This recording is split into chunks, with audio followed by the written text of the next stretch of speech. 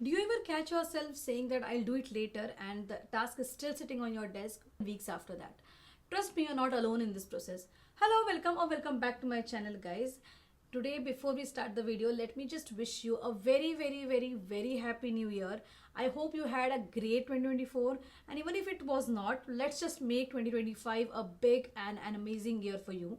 May this year bring all the best in you and you achieve all your goals and fulfill all your desires and resolutions. So if you're new here and if you like the content, if you want to make your 2025 a best version of yourself, don't forget to like, share and subscribe to my channel, and as it means a lot. So I used to procrastinate for doing every single task in my life, whether it was starting a new project, talking to new people, doing a good event, or performing on the stage, or even simple tasks like organizing my day. I would feel overwhelmed, stuck, and honestly guilty for not doing the task and making any progress in it. But here's one thing about this year: 2025 is going to be different. It's going to be a year where you do the things without even thinking about it. And there are different ways of making this year better for you, which I'll be sharing in today's video. And before we get into it, let me just tell you, no matter how big or the small task is, the actions which you take to do the task are more important. Here's one thing about this 2025: it doesn't have to be the same year or the year of missed opportunities. In today's video, I'll be sharing my simple strategies that can help you and overcome procrastination, take action, and finally get things done, no matter how big or small the task is.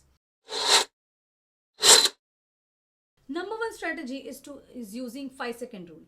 Mel Robbins teaches us to count until 5 and then act on it. The simple trick breaks the cycle of hesitation and fear. For example, if you need to send an email, count from 5 till 1 and then just press the send icon. Number 2 is 2-minute rule. If a task is taking less than 2 minutes, make sure you do the task immediately. For example, if you want to reply to a text message your friend has sent you, don't wait for another 2 minutes. Just write down the reply and you're done. Remember, small wins like this actually builds up the momentum and confidence in you.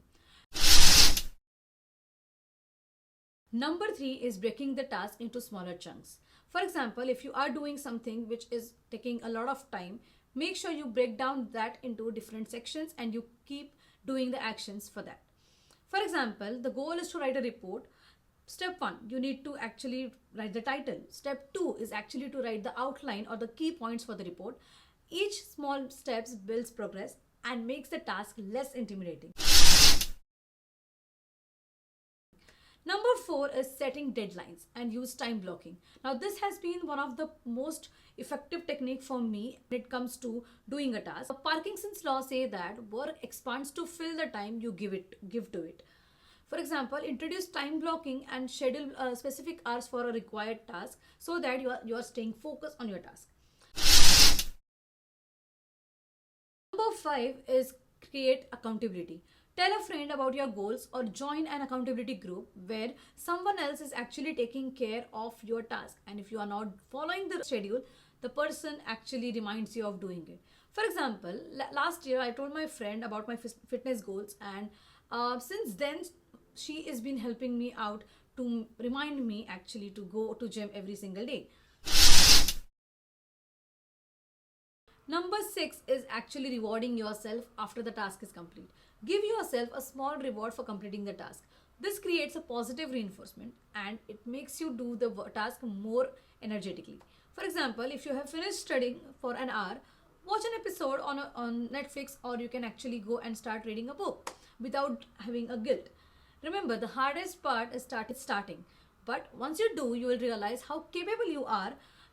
Finally, let this be the year where you take actions and not just think about doing it.